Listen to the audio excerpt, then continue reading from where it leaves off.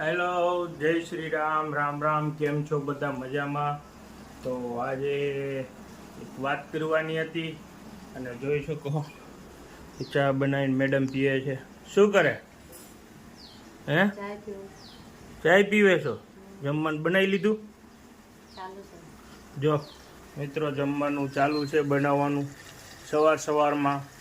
અને પાણીની થોડીક તકલીફ છે એટલા માટે નાહી ધોઈને પૂજા કરી લીધી હતી ને પૂજા કરી અને બસ બેઠા છે. અને નોબત એવી આવી છે કે ભાડાનું મકાન છે અને હવે ખાલી કરવાનું છે. તાત્કાલિક ગોતવું પણ રાજકોટમાં મુશ્કેલ છે.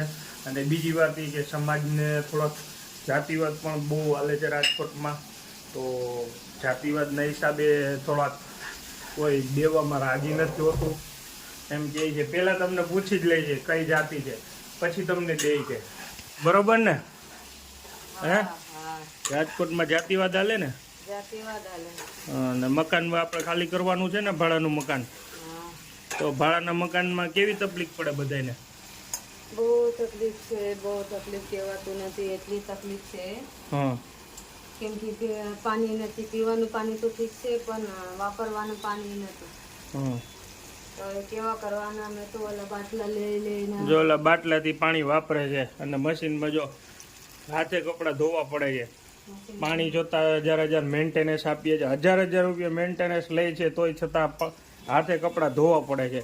અને એ પાછા સવારે એક ટાઈમ ને સવારે સાંજે એક ટાઈમ, બસ 2 જ કલાક પાણી આવે છે મિત્રો.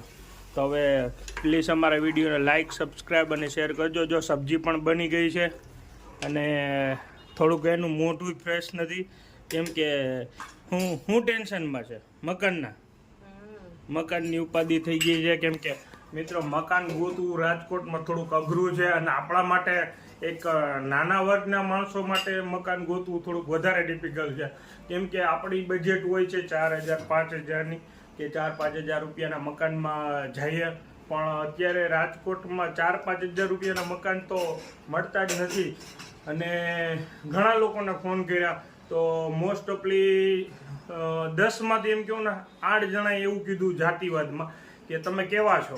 તો આપણે એમ કહીએ ને કે આપણે આ છીએ, તો કે નથી દેવું અમારે તમને. મેર, આયર, ભરવાડ, રબારી, પછી દરબાર, આ લોકોને કોઈ મકાન દેતા જ નથી. આવું જાતિવાદ હાલે છે રાજકોટમાં કે આને મકાન દેતા નથી. હવે કોક એકના કારણે બધાને તકલીફ પડે છે. તો આમાં ધીરે ધીરે થોડુંક સુધાર પણ આવવો જોઈએ. રાજકોટમાં બહુ એવું જાતિવાદ હાલે છે કે સમાજ જોઈને દે છે. જો તમે લુહાણા છો, વાણિયા છો, પટેલ છો, કુંભાર છો, મોચી છો, દરજી છો, તો તમને મકાન તરત મળી જાય.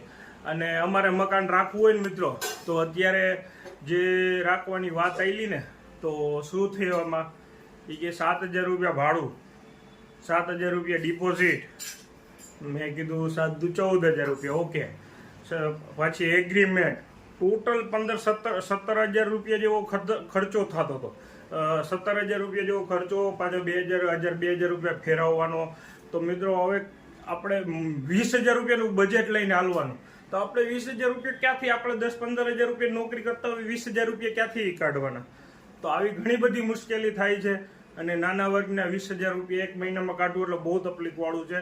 તો મિત્રો, મારો વિડીયો જાજામાં જાજુ શેર કરજો, લાઇક કરજો અને સબસ્ક્રાઈબ કરજો.